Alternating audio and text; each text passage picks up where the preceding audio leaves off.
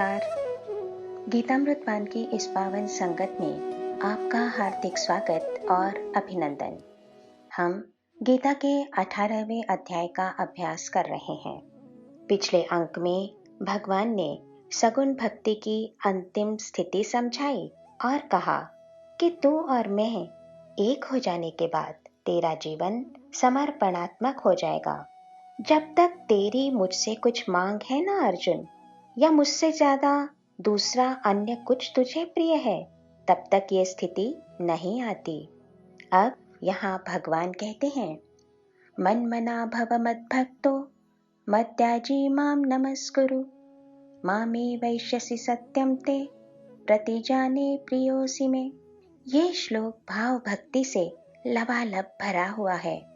जीव से मात्रवत प्रेम होने के कारण भगवान स्वतः कहते हैं कि आजा अर्जुन, मुझसे सट कर बैठ जा। दैनंदिन व्यवहार करते हुए बस एक मुझ में ही तू अपने मन को रख।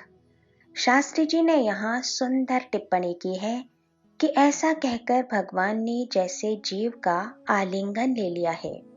ये सगुण भक्ति की पराकाष्ठा है। इसके बाद भगवान ने यहाँ निर्गुण भक्ति की पराकाष्ठा भी समझा दी है। सर्वधर्मान् परित्यज्य मामेकं शरणं व्रज अहं त्वा सर्वपापेभ्यो मोक्षयिष्यामि मा शुचः। कि अर्जुन, अपनी सब उपाधियों को उतार दे और मेरी शरण में आ जा। अंत में भगवान कहते हैं कि ये ही मेरा गुह्य है। ये धर्म संवाद गीता है। इसका जो अभ्यास करता है, मनन करता है या पारायण करता है, उस पर मेरा अत्यधिक प्रेम होता है। न च तस्मान् मनुष्येषु कश्चिन्मे प्रियकृत्तमः भविता न च मे तस्मादन्यः प्रियकरो भुवि अध्येष्यते च इमं धर्म्यं संवादमावयोः ज्ञानयज्ञेन तेनाहमिष्टः स्यामिति मे मतिः। शास्त्री जी यहाँ कहते हैं कि ये दो श्लोक पाखंडियों और आडंबरियों के कान में क्यों नहीं पड़ते, जिन्हें भगवान ने स्वमुख से गाया है और स्पष्ट कहा है कि गीता को हाथ में तो लो। इससे मैं अत्यंत संतुष्ट होता हूँ, क्योंकि गीता को हाथ में लेने वाला व्यक्ति सही रास्ते को पकड़ने का इच्छुक होता है। इस बात को शास्त्री जी ने एक उदाहरण से समझाया है कि 12वीं पास करके बच्चा जब अपने कैरियर की एक लाइन पकड़ लेता है, तो माता पिता उसके प्रति चिंता मुक्त हो जाते हैं कि अब ये सही रास्ते पर लग गया है, मंजिल पा ही लेगा। ठीक इसी तरह भगवान भी कहते हैं कि जिसने गीता को हाथ में ले लिया, उसके प्रति मैं संतुष्ट हो जाता हूँ। यहाँ शास्त्री जी ने गदगद होते हुए कहा है कि गीता में भगवान ने अपना हृदय खोलकर रख दिया है, लेकिन हम उसकी कीमत समझ ही नहीं पाते। गीता की विशेषता ये है कि जितना ही हम इसकी गहराई में जाएंगे, ये समझ में आने लगेगी। जैसे इसे सुनकर अर्जुन की भाव समाधि लग गई और अंत में तृप्ति की डकार लेकर उसने कबूल किया कि भगवान, क्या कहूँ, आपके अनुग्रह से मुझे मेरी स्मरण शक्ति वापस मिल गई है। अब मेरा मोह दूर हो गया है और मैं आपके आदेश के अनुसार कर्म करने के लिए तैयार हूँ। शास्त्री जी कहते हैं कि ये एक संतुष्टि की, तृप्ति की भाषा है। नष्टो मोह, मैं समझ गया भगवान कि मैं कौन हूँ। अब मुझे कोई चलित नहीं कर सकता। यहाँ गीता समाप्त हो जाती है। इसके बाद बेभान हुआ संजय अपने गुरु को, जिसकी कृपा से उसे ये संवाद देखने और सुनने को मिला, उसे नमस्कार करता है और कहता है कि मैंने साक्षात योगेश्वर श्री कृष्ण भगवान के मुखारविंद के शब्द सुने। उस समय उनकी वाणी और रूप दोनों ही भिन्न थे। उस समय वे नंद के लाल नहीं थे। उस समय तो वे ये जगत जिसका मूल है, ऐसे भगवान थे।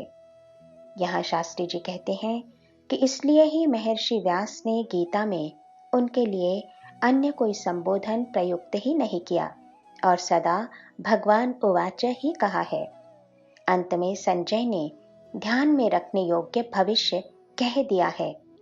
यत्र योगेश्वरः कृष्णो यत्र पार्थो धनुर्धरः तत्र श्रीर्विजयो भूतिर्ध्रुवा नीतिर्मतिर्मम, कि जिस स्थान पर भगवान कृष्ण होंगे उस स्थान पर सदा विजय, भूति और नीति होगी।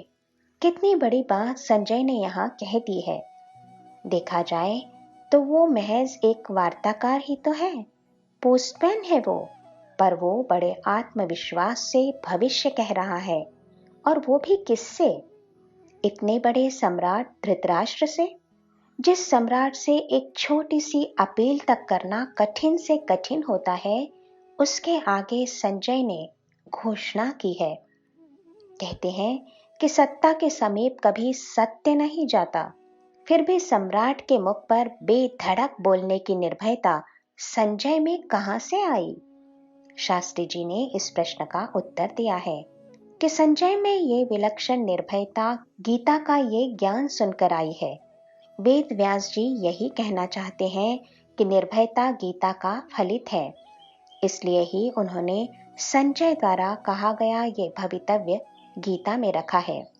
गीता को पढ़कर या सुनकर निर्भयता और तेजस्विता नहीं आई तो जरूर हमसे पढ़ने या सुनने में कहीं न कहीं कोई चूक हुई है।